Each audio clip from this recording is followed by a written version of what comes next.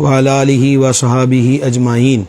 حضور سرور عالم شفیع اعظم صلی اللہ تعالی علیہ وآلہ وسلم کے ارشاد اقدس کا مفہوم ہے، جو 10 مرتبہ درود شریف پڑھے اللہ تبارک و تعالی اس پر 70 رحمتیں نازل فرماتا ہے۔ ہم سب مل کر بارگاہ اقدس میں ہدیہ اصلاۃ والسلام پیش کریں۔ الصلاۃ والسلام علیکہ یا سیدی یا رسول اللہ وعلی آلک و صحابک یا سیدی یا حبیب اللہ۔ گرامی قدر حضرات، سلسلہ علم و ادب کی آج کی نشست کا ہمارا عنوان صلح کروانے کے متعلقہ ہے۔ دین اسلام نے بھائی چارے کا، اخوت کا، پیار کا، باہمی ملنساری کا سبق دیا ہے۔ ایک دوسرے کے دکھ سکھ میں شریک ہونا، اور اگر بتقاضۂ بشریت کسی سے کوئی غلطی سرزد ہو جاتی ہے، حق تلفی کا معاملہ ہو جاتا ہے، دل آزاری کا معاملہ پیش آ جاتا ہے، تو اس سلسلے میں ہمیں منہ موڑنے کی تلقین نہیں کی گئی، بلکہ عفو و درگزر سے کام لینے کا درس دیا گیا۔ حدیث پاک میں یہ مضمون موجود ہے کہ اللہ تعالیٰ معاف کرنے والا ہے اور معاف کرنے کو پسند فرماتا ہے۔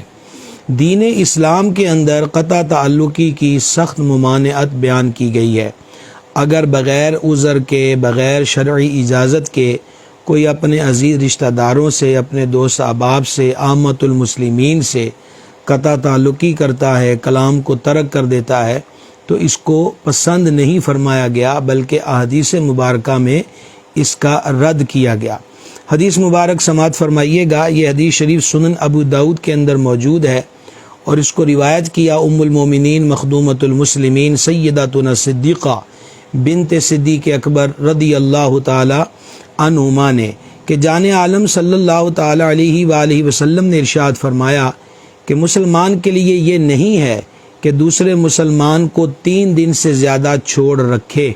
جب اس سے ملاقات ہو تو 3 مرتبہ سلام کر لے، اگر اس نے جواب نہیں دیا تو اس کا گناہ بھی اسی کے ذمے ہے۔ اسی طرح ابو داؤد شریف میں حضرت سیدنا ابو ہریرہ رضی اللہ تعالی عنہ سے مروی حدیث ہے کہ نبی پاک علیہ الصلوۃ والسلام نے ارشاد فرمایا، مومن کے لیے یہ حلال نہیں کہ مومن کو 3 دن سے زیادہ چھوڑ دے، یعنی 3 دن تسلسل کے ساتھ اس سے قطع تعلقی اور قطع کلامی رکھے۔ اگر 3 دن گزر گئے تو ملاقات کر لے اور سلام کرے۔ اگر اس نے، یعنی جس سے ناراضگی تھی یا اس کی اس سے ناراضگی تھی، اس نے سلام کا جواب دے دیا تو اجر میں دونوں شریک ہو گئے، اور اگر جواب نہیں دیا تو گناہ اس کے ذمہ ہے، اور یہ شخص چھوڑنے کے گناہ سے نکل گیا۔ آپ نے غور کیا کہ حدیث شریف میں کس قدر پیارے انداز میں بذات خود صلح کی طرف قدم بڑھانے کا حسین طریقہ بیان کیا گیا، اور وہ یہی ہے کہ جس مسلمان بھائی سے ناراضگی تھی اس سے ملاقات کرے، اور ملاقات کے بعد ملنے وقت اس کو سلام کرے، اور 3 مرتبہ سلام کا ذکر فرمایا۔ اگر تو اس نے اس کے سلام کو قبول کر لیا تو اجر میں شریک ہو جائیں گے۔ کس چیز کا اجر؟ جو قطع تعلقی کے عمل کو چھوڑ کر صلح صفائی کا راستہ اختیار کرنے کا عمل ہے۔ اللہ تبارک و تعالیٰ نے قرآن حکیم میں کئی مقامات پر صلح کی ترغیب دی، صلح کی فضیلت اور اس کی اچھائی کو بیان فرمایا۔ چنانچہ 5واں پارہ سورۃ النساء کی آیت نمبر 114 میں اللہ تعالیٰ نے ارشاد فرمایا، لا خیر فی کثیر من نجواہم الا من امر بصدقۃ او معروف او اصلاح بین الناس ومن یفعل ذلک۔ اللہ رب العزت نے فرمایا، ان کے اکثر مشوروں میں کچھ بھلائی نہیں، یعنی اس سے پہلی آیتوں میں منافقین کے بعض اعمال کا رد کیا گیا ہے، جو باہمی سرگوشیاں کرتے ہیں، جو دین اسلام کی مخالفت کے اندر آپس کے اندر صلاح مشورے کرتے ہیں۔ اب اللہ رب العزت نے جو چیز پسندیدہ اہل ایمان کی ہے اس کو ان آیتوں میں بیان فرمایا کہ ان کے اکثر مشوروں میں کچھ بھلائی نہیں، کہ ایک دوسرے کے کان میں کوئی بات کہنا، ایک دوسرے کے ساتھ مشاورت میں بیٹھ کر کوئی باتیں کرنا۔ تو اللہ فرماتا بھلائی کی چیز کیا ہے؟ الا من امر بصدقۃ او معروف او اصلاح، کہ جو حکم دے خیرات یا اچھی بات یا لوگوں میں صلح کرنے کا، اور جو اللہ تبارک و تعالیٰ کی رضا چاہنے کو ایسا کرے اسے عن قریب ہم بڑا ثواب دیں گے۔ یعنی مسلمانوں کی باہمی نشستیں جو ہیں، آپس کے اندر جو مشاورتی گفتگو ہے، اس گفتگو کی جو کاروائی اللہ تعالیٰ کو پسند ہے، ایک کیا ہے کہ وہ امر کریں، ترغیب دیں صدقہ و خیرات کی۔ نمبر 2، نیک بات کی دعوت دیں، بری بات سے منع کریں۔ نمبر 3، اچھی بات یا لوگوں میں صلح کرنے کی بات کریں۔ فرمایا جو یہ سارے کام صرف اللہ تعالیٰ کی رضا پانے کو کرے تو ایسے لوگوں کو ہم ان قریب فسوف نؤتیہ اجرا عظیما، صرف اجر ہی نہیں بلکہ اجر عظیم اسے عطا فرمائیں گے۔ پتہ چلا کہ باہمی گفتگو کی نشستیں ترک تعلق کے مشوروں پر مبنی نہیں ہونا چاہیے، بلکہ آپس میں صلح صفائی کے لیے باہمی نشستیں ہونا چاہیے۔ اسی طرح 9واں سپارہ سورہ انفال کی آیت نمبر 1 میں پاک پروردگار جل جلالہ نے ارشاد فرمایا، فاتقوا اللہ، اللہ سے ڈرو، وَأَصْلِحُوا ذَاتَ بَيْنِكُمْ، اور آپس میں صلح صفائی رکھو، وَأَطِيعُوا اللَّهَ، اور اللہ کا حکم مانو، وَرَسُولَهُ، اور اس کے رسول کا حکم مانو، إِن كُنتُم مُؤْمِنِينَ، اگر تم ایمان رکھتے ہو۔ اس آیت مبارکہ میں بھی اللہ رب العزت نے اپنی ذات سے ڈرنے اور آپس کے اندر صلح صفائی کے ساتھ رہنے کی ترغیب دی ہے، حکم ارشاد فرمایا۔ اور پھر 26واں پارہ سورۃ الحجرات کی آیت نمبر 10 میں اللہ رب العزت نے ارشاد فرمایا، انما المؤمنون اخوہ، مسلمان بھائی ہیں، فاصلحوا بین اخویکم، تو اپنے دو بھائیوں میں صلح کرو، واتقوا اللہ لعلکم ترحمون، اور اللہ سے ڈرو تاکہ تم پہ رحمت ہو۔ یہ 3 آیات مبارکہ آپ کے سامنے بیان کی گئیں۔ اس سے اندازہ کیجئے کہ صلح کروانے کا عمل کتنا عظیم عمل ہے کہ ہمارا رب تعالی، ہمارا مالک، ہمارا رازق، ہمارا پروردگار، ہمارا معبود جل جلالہ ہمیں حکم دیتا ہے کہ صلح کی بات کرو، صلح صفائی سے آپس میں رہو، اور اگر کہیں 2 مسلمان آپس میں ناراض اور جدا ہیں تو آگ کو نہ بھڑکایا جائے بلکہ صلح کروائی جائے۔ احادیث مبارکہ میں بھی بہت زیادہ فضائل بیان ہوئے ہیں صلح کروانے کے۔ یہ حدیث شریف سنن ابی داؤد کے اندر موجود ہے، اور اس کو حضرت سیدنا ابو درداء رضی اللہ تعالی عنہ نے روایت کیا کہ حضور سید العالمین خاتم النبیین صلی اللہ تعالی علیہ وآلہ وسلم نے ارشاد فرمایا، کیا میں تمہیں روزہ، نماز اور صدقہ سے افضل عمل نہ بتاؤں؟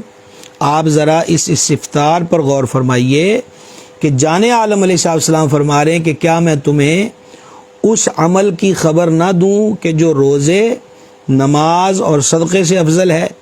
شمع رسالت کے پروانوں، ہدایت کے درخشندہ ستاروں، یعنی حضرات صحابہ کرام علیہم رضوان جو اس وقت اس فرمان عالی کے وقت بارگاہ میں حاضر تھے، انہوں نے عرض کی، یا رسول اللہ علیہ الصلوۃ والسلام، ضرور ارشاد فرمائیے۔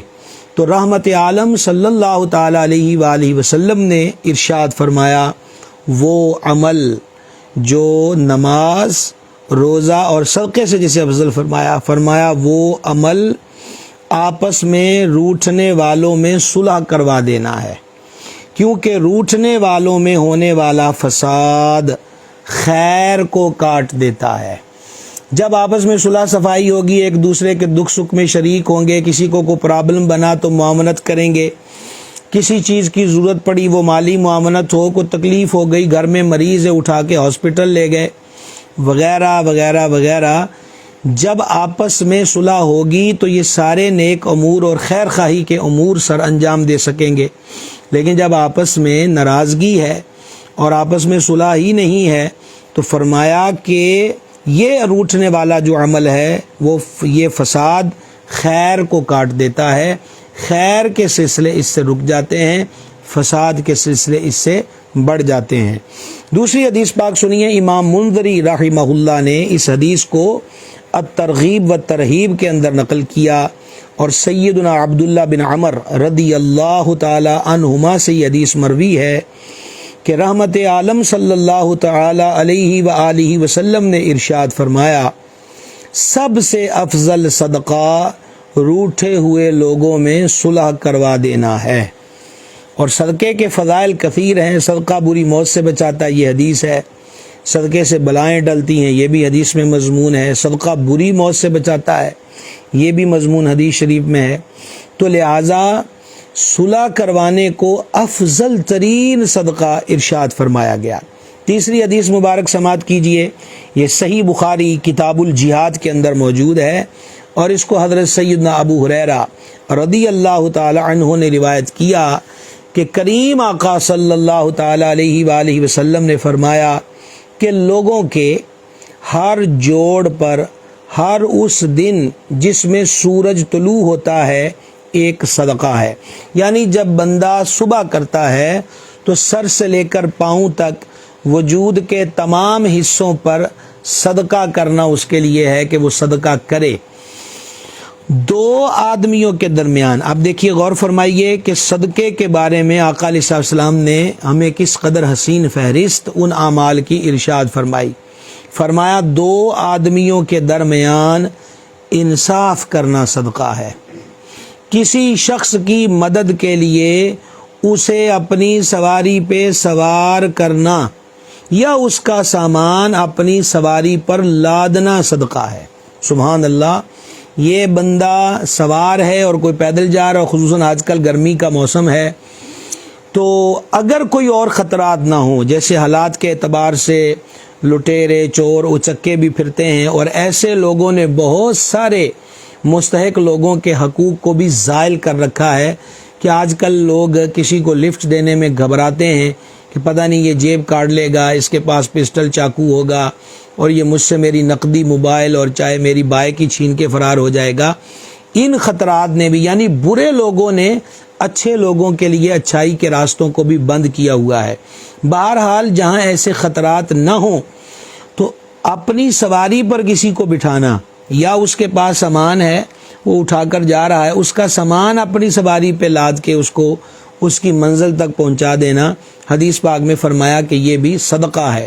وہ لوگ جو آج کل حرمین شریفین کی حاضریوں سے مستفید ہو رہے ہیں عمرے کی صورت میں، لاکھوں لاکھ زائرین مکہ شریف مدینہ شریف کی حاضریوں سے مشرف ہیں، بڑے بڑے گروپس جاتے ہیں، اور فلائٹوں کے اندر اکثریت عمرہ زائرین ہی کی ہوتی ہے، ان میں بوڑھے اور بیویاں بھی ہوتی ہیں۔ تو یہ ایک اس نیکی کو کمانے کا بہترین موقع ہے کہ جو جوان حضرات ہیں وہ اپنے ساتھ والے جو حاجی ہیں، بوڑھے ہوں، بیویاں ہوں یا ضعیف ہوں، تو ان کے سامان کو اچھے طریقے سے کلیئر کروا کے جس بس وغیرہ میں کوسٹر وغیرہ میں جانا خود رکھ دیں، آگے ہوٹل پہ پہنچتے ہیں مکہ شریف مدینہ شریف، تو سعادت جان کر کسی کا سامان اٹھا کر اسے لفٹ تک اور پھر ہوٹل کے کمرے تک پہنچایا جائے، تو یہ بہرحال خطرے سے خالی بھی، اور پھر حرم مکہ کی نیکی، اور وہ بھی ماہ رمضان شریف میں، سبحان اللہ، یوں یہ کہہ لیجئے کہ ایک بحر بے کراں ہے نیکیاں پانے کا۔ اللہ تعالی ہمیں نیکیوں کے معاملے میں شوق رکھنے کی اور اس پہ عمل کرنے کی توفیق عطا فرمائے۔ اور فرمایا نماز کے لیے ہر قدم چلنے پر صدقہ ہے۔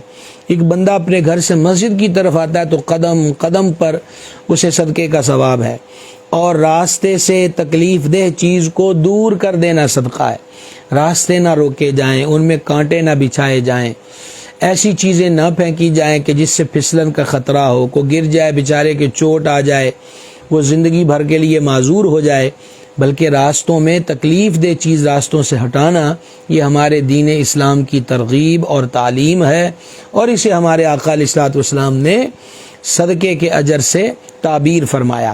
تو یہ حدیث پاک بھی بتا رہی ہے کہ دو آدمیوں کے درمیان انصاف کرنا یہ صدقہ ہے۔ ایک اور حدیث شریف سماعت فرمائیے، اس حدیث کو بھی امام منذری رحمہ اللہ نے الترغیب و ترہیب کے اندر نقل کیا، اور اس کے راوی حضرت سیدنا انس رضی اللہ تعالی عنہ ہیں کہ تاجدار رسالت، مخزن جود و سخاوت، صلی اللہ تعالی علیہ وآلہ وسلم نے حضرت سیدنا ابو ایوب رضی اللہ تعالی عنہ سے فرمایا، کیا میں تمہیں ایک تجارت کے بارے میں نہ بتاؤں؟ قربان جائیے کریم علیہ السلام کا اپنے غلاموں کو کس پیار سے اور کس حسن تدبیر کے ساتھ سرکار ترغیب ارشاد فرماتے ہیں۔ پہلے آپ نے جو حدیث سنی اس میں تھا کہ کیا تمہیں ایسے عمل کی خبر نہ دوں جو نماز، روزہ اور صدقہ سے افضل ہے؟ یہاں حضرت ابو ایوب جو میرے سرکار کے میزبان ہیں مدینہ پاک کے، ان سے میرے آقا علیہ السلام فرماتے ہیں، کیا میں تمہیں ایک تجارت کے بارے میں نہ بتاؤں؟ تو سیدنا ابو ایوب انصاری رضی اللہ تعالی عنہ نے عرض کیا ہے، میرے کریم ضرور ارشاد فرمائیے۔ فرمایا، جب لوگ جھگڑا کریں، یعنی اگر لوگوں کے بیچ جھگڑا ہو جائے تو ان کے درمیان صلح کروا دیا کرو، جب وہ ایک دوسرے سے دوری اختیار کریں تو انہیں قریب کر دیا کرو۔ یہ تجارت کس کے ساتھ ہے؟ یہ تجارت اللہ تعالیٰ کے ساتھ ہے، اور یہ وہ تجارت ہے جو نفع مند ہی ہے، جس میں خسارہ کوئی نہیں ہے۔ اور دوسری روایت میں یہ کلمات ہیں کہ حضرت ابو ایوب انصاری رضی اللہ تعالی عنہ فرماتے ہیں کہ کریم آقا علیہ السلام نے مجھے فرمایا، کیا میں تمہیں ایسے صدقہ کے بارے میں نہ بتاؤں جسے اللہ عز و جل اور اس کا رسول صلی اللہ تعالی علیہ وآلہ وسلم پسند کرتے ہیں؟ اور پھر آقا علیہ السلام نے فرمایا، جب لوگ ایک دوسرے سے ناراض ہو کر روٹھ جائیں تو ان میں صلح کرا دیا کرو۔ ایک اور حدیث شریف یہ بھی امام منذری رحمہ اللہ نے الترغیب و ترہیب کے اندر نقل کی، اور اس کے راوی حضرت سیدنا انس بن مالک رضی اللہ تعالی عنہ ہیں کہ جان عالم شفیع اعظم صلی اللہ تعالی علیہ وآلہ وسلم نے ارشاد فرمایا، جو شخص لوگوں کے درمیان صلح کروائے اللہ تعالیٰ اس کا معاملہ درست فرما دے گا، اور اسے ہر کلمہ بولنے پر، کون سا کلمہ؟ جو اس نے دو ناراض شدہ، دو جدا ہوئے، دو جھگڑنے والوں کے درمیان صلح کی راہ ہموار کرنے کے لیے جو الفاظ بولے، تو فرمایا اس بندے کو اس بولے گئے ہر کلمے پر ایک غلام آزاد کرنے کا ثواب عطا فرمائے گا۔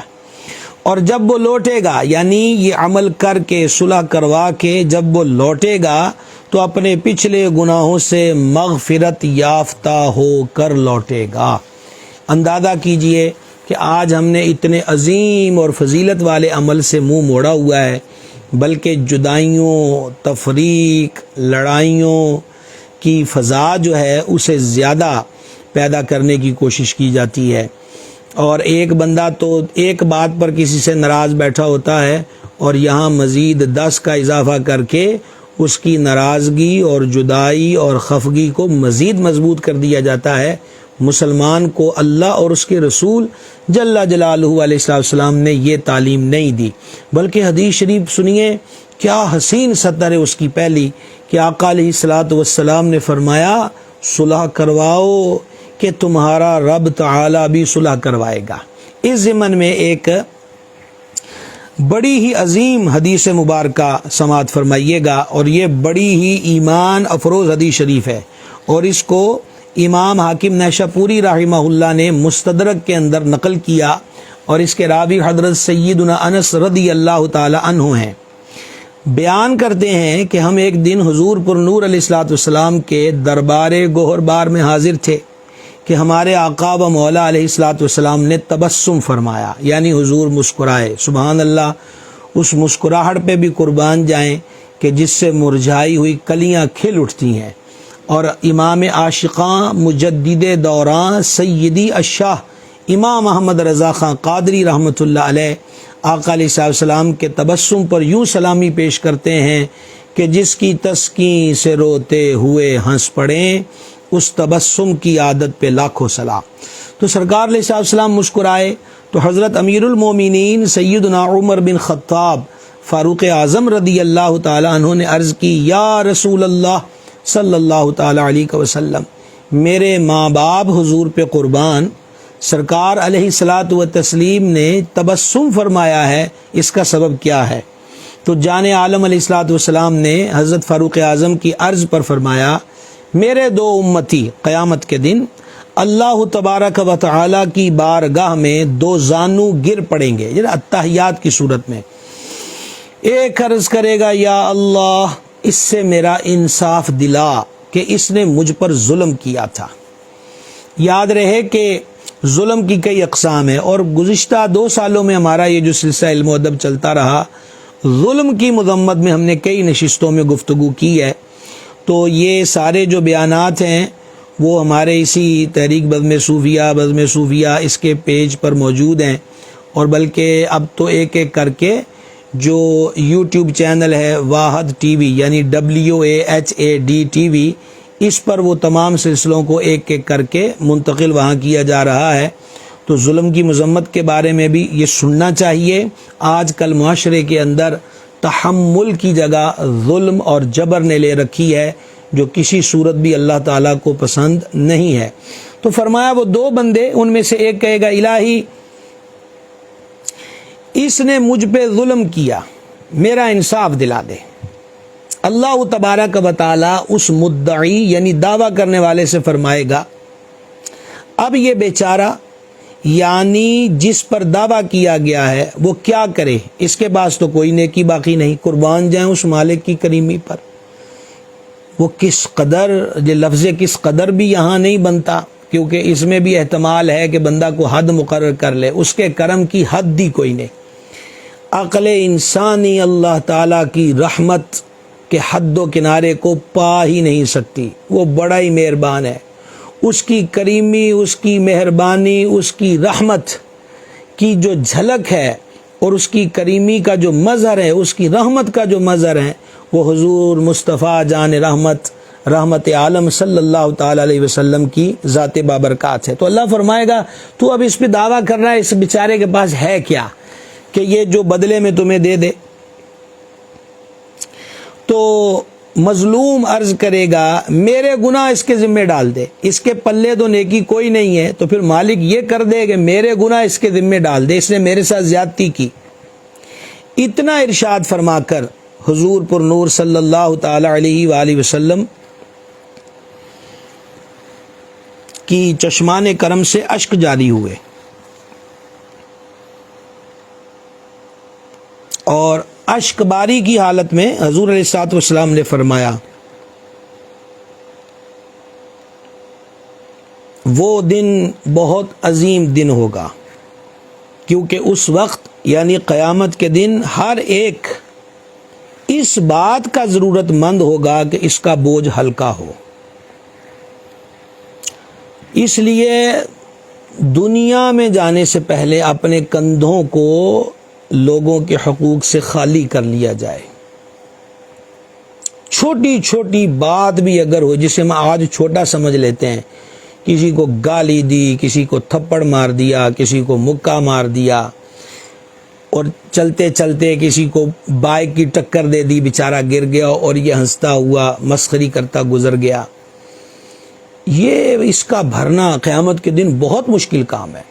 ہر بندہ اللہ کے دربار میں، وہ جو ظلم کی مذمت پر ہم نے گفتگو کی، اس میں حدیثیں بیان کی، چڑیاں بھی اللہ کے دربار میں فریاد کریں گی کہ اس بندے نے میرا قتل کیا تھا، الہی مجھے انصاف دلا کہ میں نے اس کا کیا بگاڑا تھا۔ تو ہم یہاں تو بڑے خوش ہیں، لیکن قبر کے حالات اللہ بچائے ہمیں۔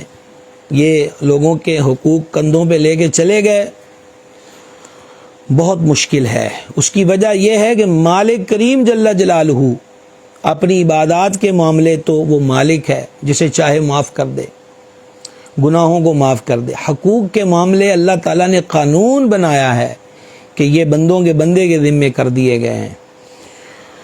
اللہ اکبر کبیرہ۔ اللہ تبارک و تعالی اس مدعی سے فرمائے گا، آپ غور نہیں کر رہے کہ اللہ کے دربار میں جب یعنی لوگ یہ دیکھیں گے کہ ظلم کے بدلے مل رہے ہیں، یا تو ظالم کی نیکیاں مظلوم کو دی جا رہی ہیں یا مظلوم کے گناہ ظالم کے کھاتے میں پڑ رہے ہیں، اللہ کے دربار میں لوگ کیس دائر کر رہے ہیں، مقدمے لے کر آ رہے ہیں۔ حشر کے دن جب اللہ تعالیٰ جلال میں ہوگا اور مالک اس سے فرما رہا ہے کہ اس کے پاس ہے کچھ نہیں، تو وہ آگے سے کہہ رہا ہے میرے گناہ اس کے کھاتے میں ڈال دے۔ اللہ اکبر کبیرہ۔ اس دوران کیا ہوگا کہ اللہ تبارک و تعالی اس مدعی کو جس نے دعویٰ کیا ہے ظالم کے اوپر، اللہ کے دربار میں یہ درخواست پیش کی ہے، مالک کریم اسے فرمائے گا دیکھ تیرے سامنے کیا ہے۔ وہ عرض کرے گا اے میرے پروردگار، میں اپنے سامنے سونے کے بڑے شہر اور بڑے بڑے محلات دیکھ رہا ہوں، گولڈن کے، سونے کے شہر اور بڑے بڑے محلات دیکھ رہا ہوں جو موتیوں سے آراستہ ہیں، اور یہ شہر اور عمدہ محلات کس پیغمبر یا صدیق یا شہید کے لیے ہیں؟ اتنے بڑے محلات، اتنے حسین سونے کے شہر موتیوں سے سجے ہوئے، یہ نبیوں کے ہیں، صدیقوں کے ہیں، شہیدوں کے ہیں۔ تو مالک کریم جل جلالہ فرمائے گا یہ اس کے لیے ہیں جو ان کی قیمت ادا کر دے۔ تو وہ بندہ عرض کرے گا الہی ان کی قیمت کون ادا کر سکتا ہے؟ اللہ تعالیٰ فرمائے گا تو ادا کر سکتا ہے۔ وہ عرض کرے گا میرے مالک میں کس طرح ادا کروں؟ اللہ فرمائے گا اس طرح کہ تو اپنے اس بھائی کے حقوق معاف کر دے۔ اللہم لک الحمد حمدا کثیرا۔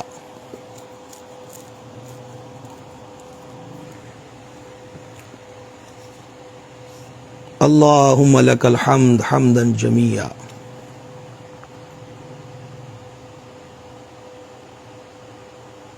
یہ اللہ رب العزت کی اپنے بندوں پر عطائیں ہیں۔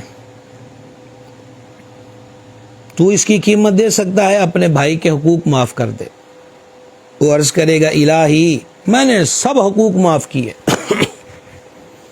رب العزت فرمائے گا اپنے بھائی کا ہاتھ پکڑو، وہی بھائی جس کے خلاف اس نے اللہ کے حضور دعویٰ کیا ہے، اپنے بھائی کا ہاتھ پکڑو اور دونوں اکٹھے جنت میں چلے جاؤ۔ سبحان اللہ سبحان اللہ۔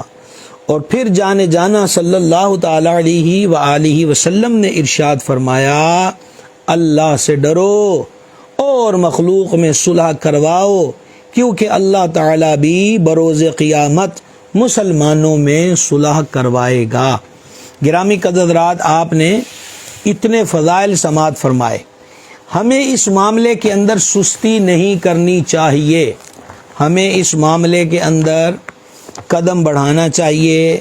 رشتہ داروں کے بیچ ناچاقیاں، پڑوسیوں کے بیچ ناچاقیاں، دوستوں کے بیچ ناچاقیاں، ان کو دور کروانا چاہیے۔ فسادات اور اختلافات کی آگ کو بھڑکانا نہیں چاہیے۔ ہمارا دین مطالبہ کرتا ہے کہ اپنی کوشش کرو۔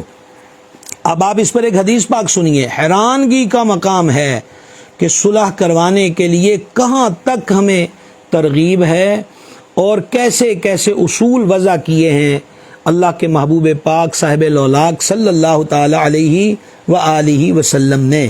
یہ حدیث شریف جامع الترمذی کتاب البر والصلہ کے اندر موجود ہے، اور سیدتنا اسماء رضی اللہ تعالی عنہا نے اس کو روایت کیا کہ جان عالم صلی اللہ تعالی علیہ وآلہ وسلم نے فرمایا جھوٹ کہیں بھی ٹھیک نہیں، جھوٹ جھوٹ ہے، یہ نہ پسندیدہ ہے، نہ یہ منفعت بخش ہے، یہ خسارہ ہی خسارہ ہے، جھوٹ کی مذمت ہی مذمت ہے۔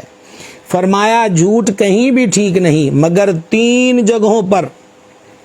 نمبر 1، مرد اپنی بیوی کو راضی کرنے کے لیے بات کرے۔ نمبر 2، اور لڑائی میں یعنی جب مسلمان کفار سے جہاد کریں۔ اور نمبر 3، لوگوں کے درمیان میں صلح کروانے کے لیے جھوٹ بولنا۔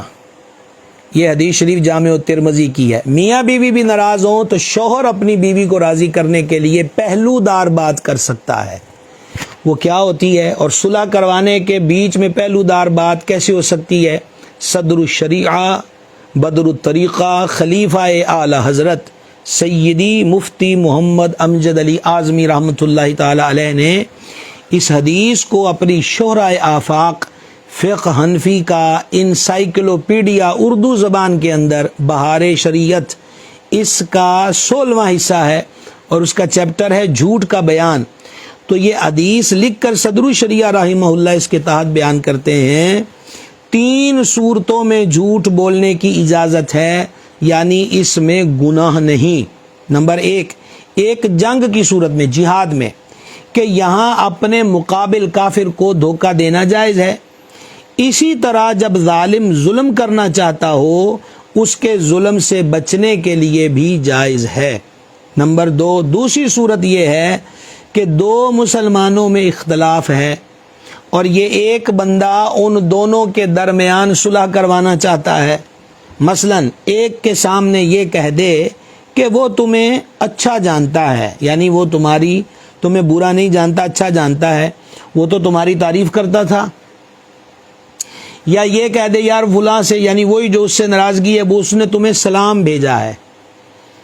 اللہ اکبر کبیرہ۔ اور دوسرے کے پاس بھی اسی قسم کی باتیں کرے تاکہ دونوں میں عداوت کم ہو جائے اور صلح ہو جائے۔ آپ غور کر رہے ہیں شریعت یہاں کس قدر رخصت کی راہ کو کھول رہی ہے، اور یہاں ہم ہیں کہ ہم اختلافات کو بڑھاوا دیتے ہیں، اور ہاں جناب وہ تو ایسا ہی تھا، وہ تو ایسا ہی تھا، وہ تو ایسا ہے، وہ تو ایسا ہے، اور اپنی طرف سے 8-10 یہ چغل خور لوگ جو ہوتے ہیں یہ جدائیاں پیدا کرتے ہیں۔ حضور پر نور سرکار سیدنا فرید الحق والدین بابا فرید الدین مسعود گنج شکر نور اللہ مرقدہ کا مشہور قول ہے کہ لوگ اس فقیر کے پاس مختلف تحفے لاتے ہیں، اور میں ان سے کہا کرتا ہوں کہ مجھے تحفے میں قینچی نہ دیا کرو بلکہ سوئی دھاگا دیا کرو۔ قینچی کاٹ کر جدا کرتی ہے اور سوئی دھاگا جدا اور کٹے اور الگ کو سی کر آپس میں جوڑ دیتا ہے۔ یہ فرید توڑنے والا نہیں ہے بلکہ جوڑنے والا ہے۔ تو مسلمانوں کو چاہیے کہ وہ توڑنے والے نہ بنے بلکہ جوڑنے والے بنے۔ تو یہ دوسرا موقع یہ ہے۔ اور تیسری صورت یہ ہے کہ بیوی کو خوش کرنے کے لیے کوئی بات خلاف واقع کہہ دے۔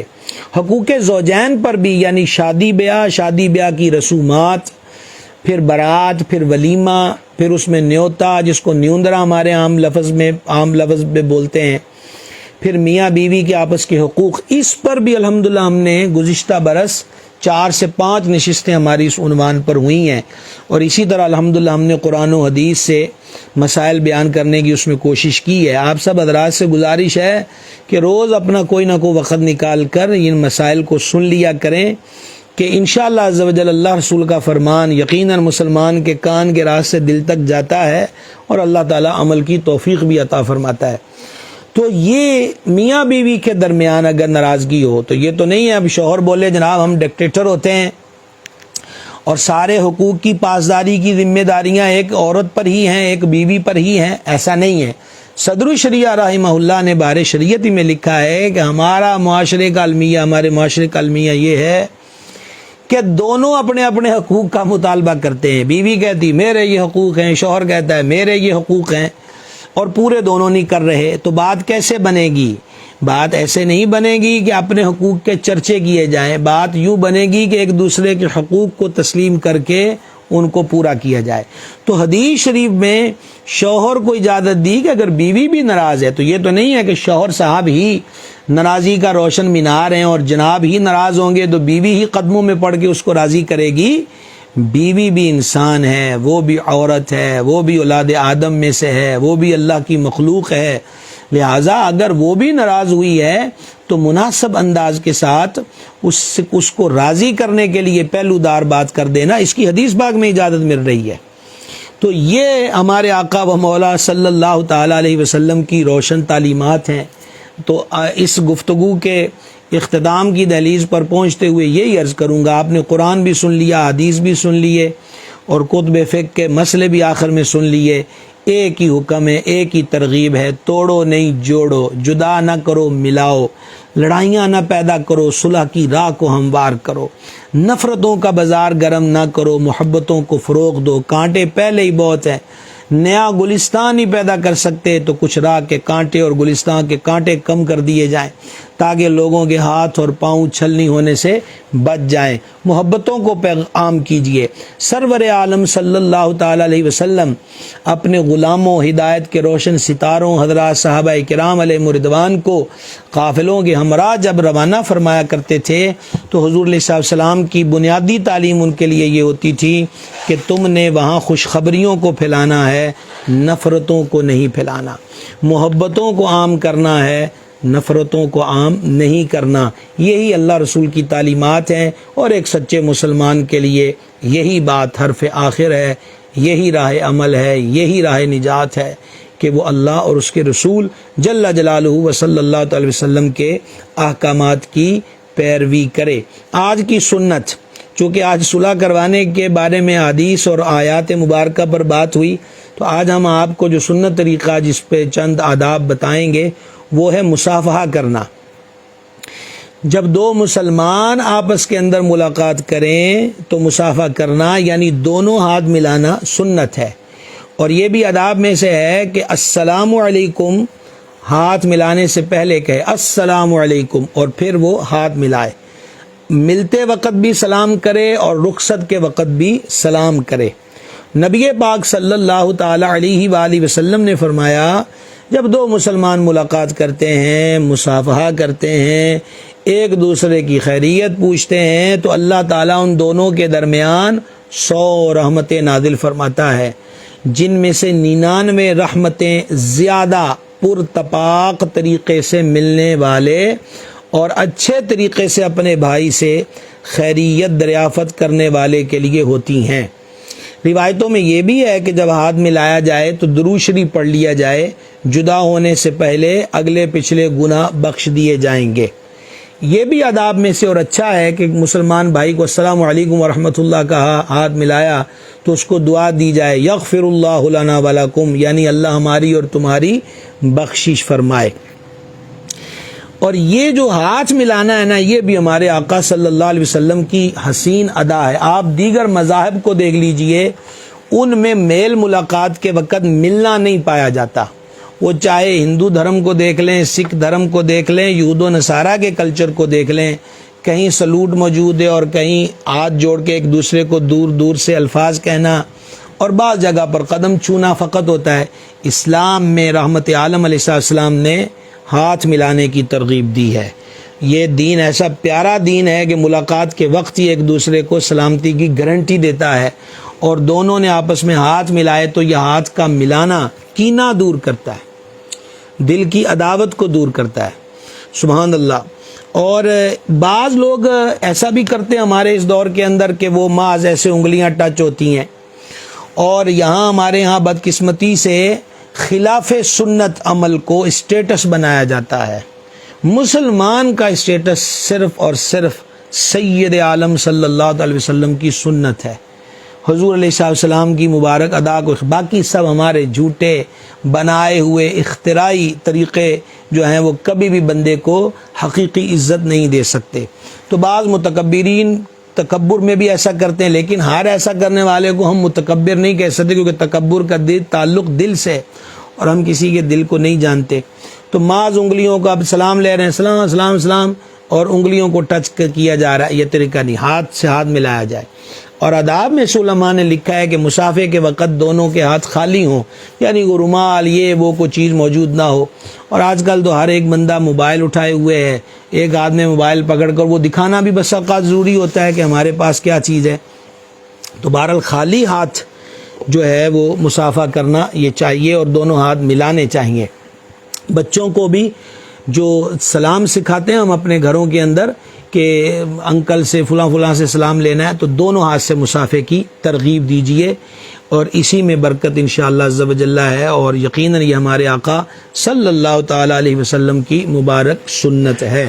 اللہ تعالی جو باتیں ذکر ہوئی ہیں یاد رکھ کر عمل کی توفیق عطا فرمائے۔